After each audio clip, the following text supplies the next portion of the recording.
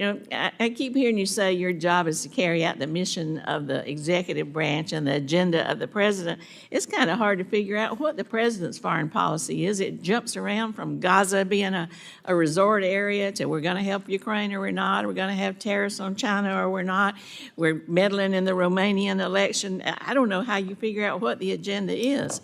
Also, you say you want to make the State Department stronger, but everything we've seen coming from y'all is that you're dead set on kind of killing it or at least undermining American interests. I think you proposed an 84% budget cut, plans for widespread diplomatic closures, laying off staff across the board. I don't see how any of those things really makes us stronger and delivers for the American people. Now, I believe that jeopardizes our national security, but the question about tourism and visas struck a chord because it touches everyday lives, not just abstract policy debates. When you hear that tourism in a city like Las Vegas is already down by 8%, that isn't just a statistic. It's families losing jobs, small businesses seeing fewer customers, hotels with empty rooms, and entertainment venues struggling to fill seats. Tourism is more than just visitors coming to spend money. It's a vital piece of the American economy, and when those numbers drop, the ripple effects are felt everywhere. So, when concerns were raised that visa services might be cut back at the exact moment, America is preparing to host the Olympics and the World Cup. The alarm bells were justified. Imagine the embarrassment if travelers around the world can't get visas in time, if stadiums built for the global spotlight aren't filled, and if businesses counting on the influx of international visitors face disappointment instead of opportunity. Tourists are down by 8% just in a few short months. And this problem's going to become more acute as we look to host the Olympics and we host the World Cup. So could I just ask you, are you planning to cut the Consular Affairs Bureau that does the visas by 15% like we're hearing? No, consular affairs may actually even be expanded. And in fact, we are looking for ways to do double shifts in some of our embassies around the world because of the visa requirements. For example, if you haven't applied for a visa from Colombia already, you probably won't get here in time for the World Cup unless we go to double shifts. So we've even talked about reassigning foreign service officers, many of who are trained earlier in their career in consular services, to provide 24-hour presence in some of our embassies and consulates around the world just to handle the visa load for things like the World Cup, the FIFA World Cup, the FIFA Club Cup, and then the Olympics 2 years behind it.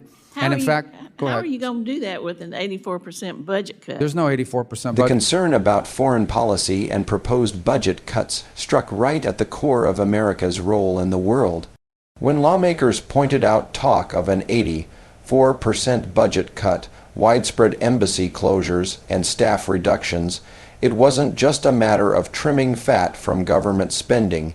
It was seen as potentially cutting into the very muscle of American diplomacy. The audience listening would immediately feel the gravity of such claims. After all, embassies are not just offices abroad. They are the physical presence of the United States on foreign soil. They are where relationships are built, where intelligence is gathered, where crises are managed before they spiral into wars.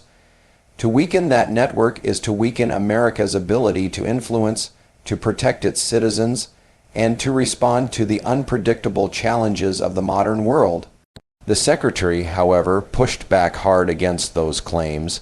He denied that there was an 84% cut to the State Department, clarifying that some confusion existed with UZ rather than core diplomatic operations. No 84%, but I think you're referring to USAID when it comes to the State Department. I know that's part of it, but just yeah, generally. But when it comes to the State Department, our consular services are actually intend on ramping up efforts because of the reasons that I've just outlined below, because of the reasons I just outlined earlier.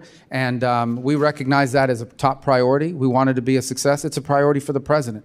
And I think there are good numbers because it's the same division that handles it. We are setting records in the numbers of passports that are being processed. Same group of people, so it shows that our systems are improving. And finally, we're looking at ways to infusing technology and AI to even further and rapidly increase that process even further, particularly for people, we're people who have had visas in the past, so we're just restoring visas. We can move even much quicker on many of those. Well, I'm glad to hear you say that, but I want to look and see what you do, not just what you say, because when you talk about cutting budgets, talk about cutting personnel, talk about closing embassies and consulates, I don't know how you can increase the visa process or make it quicker. There's no proposal at this time to close embassies or consulates. That's been media reporting because people like to leak lies, but there's no such So work. that's not happening?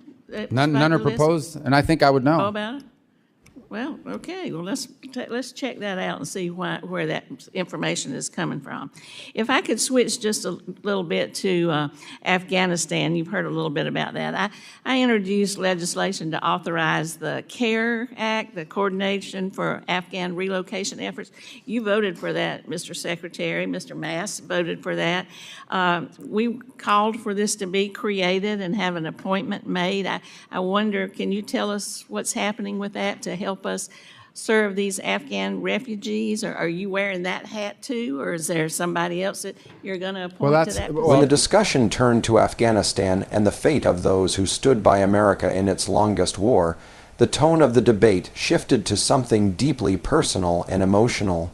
This wasn't about numbers on a budget sheet or percentages of decline. This was about people, about allies who risked everything, about families who trusted America's promise that if they helped us, we would not abandon them when the dust settled. The CARE Act, legislation designed to coordinate Afghan relocation efforts, was meant to be more than paperwork. It was a lifeline.